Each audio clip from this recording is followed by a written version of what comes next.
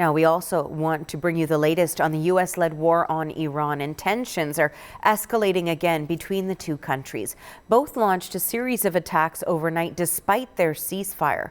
Now, Iran fired missiles at Bahrain and Kuwait in one of the most serious exchanges of airstrikes since the truce began.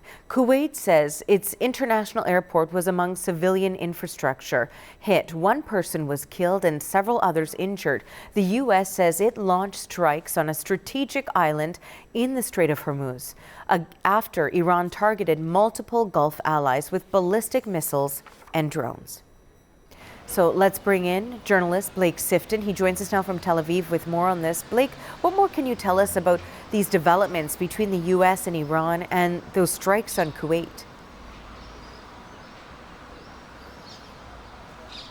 Good morning, Arthi. Well, in recent weeks, we've seen multiple exchanges of fire between Iran and the U.S. despite that ceasefire being in effect. But this is a very serious escalation. In addition to the one person killed, authorities in Kuwait say 63 people, including passengers and airport workers, were injured in that Iranian drone attack that targeted the country's main civilian airport. They say that damage was also sustained to unspecified diplomatic facilities. And that airport only reopened on Monday after closing when the war with Iran began in February.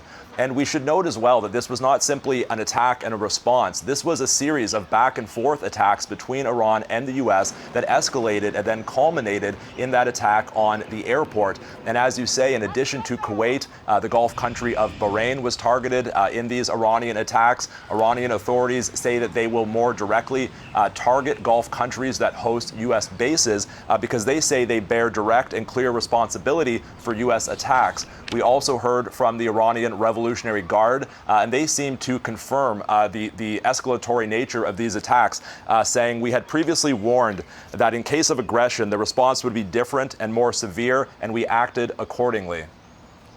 Now, Blake, on another front in the Middle East, too, Israel launched more strikes into southern Lebanon today. This is while a partial truce is meant to be in effect. What can you tell us about that? Well, that's right. On Monday, President Trump announced that a new ceasefire was coming into effect between Israel and Hezbollah in Lebanon, but the violence there continues regardless.